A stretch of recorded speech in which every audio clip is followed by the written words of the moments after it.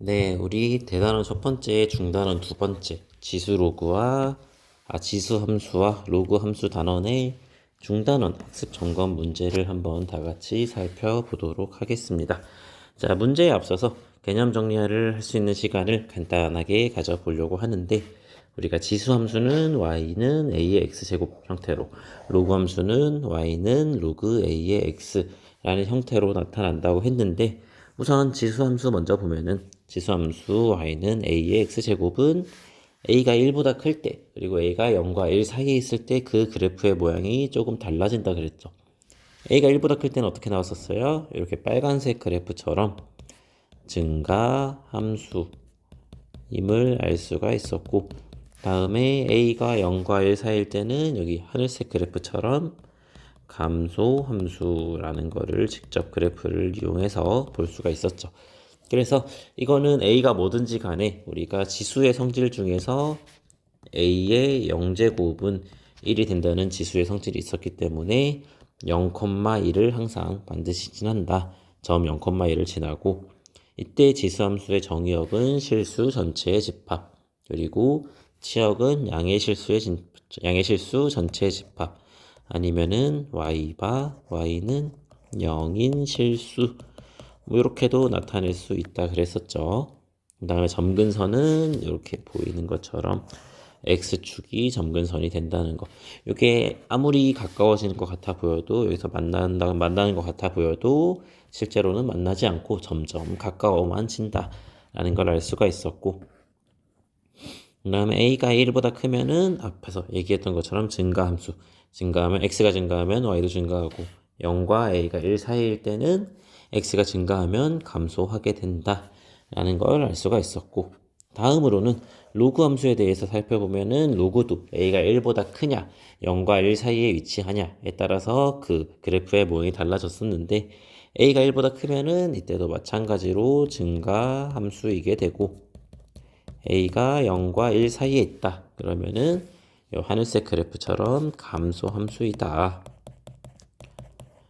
그리고 로그 함수일 때도 마찬가지로 로그의 성질 중에서 로그의 a의 1의 값은 항상 0이 된다 했기 때문에 로그 a의 x 같은 경우에, y는 로그 a의 x 같은 경우에는 x가 1일 때 항상 그 값이 0이 되기 때문에 a의 값에 상관없이, 그래서 1,0을 반드시 지나게 된다. 그러면 정의역은 우리 x값의 집합들이 될 텐데, 이렇게 해당이 되니까 양의 실수 전체 집합, 이것도 반대로 똑같이 써주면 이번에는 x가 0보다 큰 실수, 뭐 이렇게 적어줄 수가 있을 거고, 치역은 우리가 이렇게 짧게 줄여서 그려서 보았지만 실제로는 무한히 증가하거나 무한히 감소하기 때문에 실수 전체의 집합이 된다. 그 다음에 점근선은 이렇게 y축이 된다는 것을 살펴보았고요. 그다음에 이때도 마찬가지로 a가 1보다 크면은 증가함수, 0과 a가 1 사이에 있으면은 감소함수라고 했었죠. 자, 그 다음에 지수함수랑 로그함수, y는 a의 x제곱이랑 y는 로그 a의 x 같은 경우에는 서로 어떤 함수 관계라 그랬어요? 맞아, 역함수라 그랬었죠. 역함수 관계.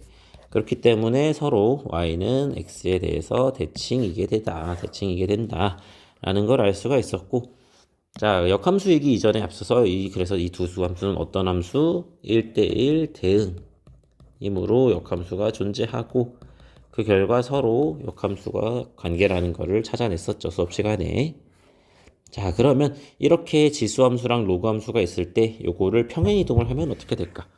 x축 방향으로 n만큼, y축 방향으로 n만큼 평행이동을 한다 했을 때 우리가 x 대신에 x-m을 적어주고 y 대신에 y-n을 적어주면은 이렇게 되고, 지수함수는 y는 a의 x-m제곱 더하기 n의 형태가 되고, 로그 함수는 y는 로그 a의 x-m 더하기 n이 된다.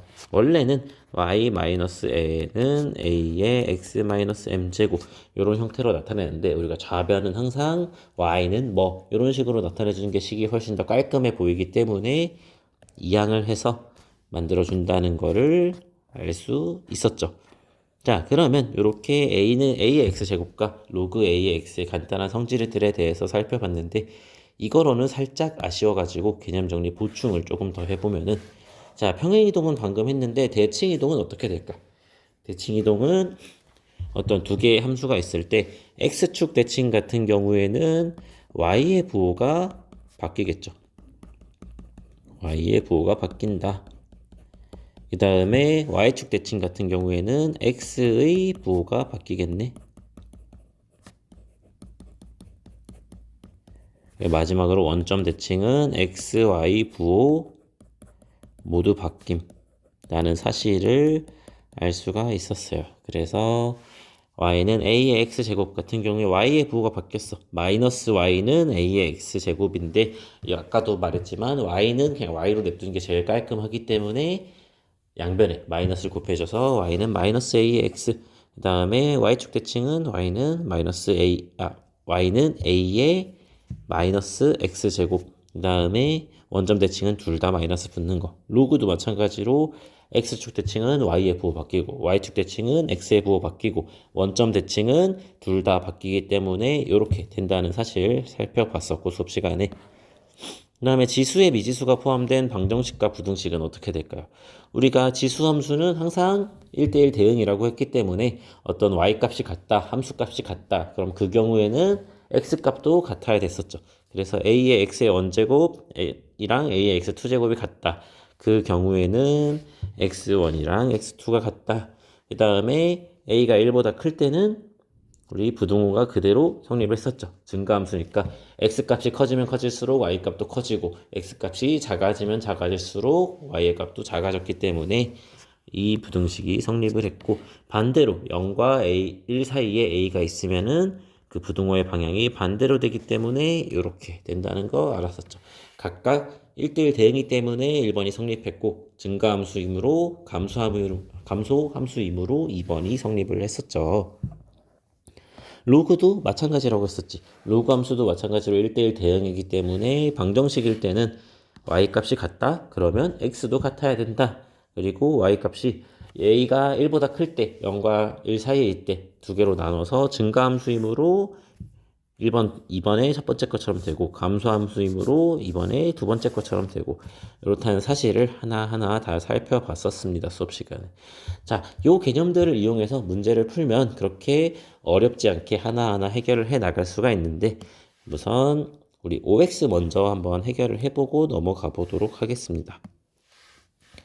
y는 2의 마이너스 x제곱은 지수함수이다. 자, 요거 같은 경우에는 우리가 지수함수는 뭐의 x제곱 이렇게 나타낸다 그래서 조금 지수함수가 아닌 것 같아 보일 수도 있는데 자, 2의 y는 2의 마이너스 x제곱 같은 경우에는 얘는 2의 마이너스 1제곱의 x의 제곱이 될 거고 다시 쓰면은 2분의 1의 x제곱이 되겠죠.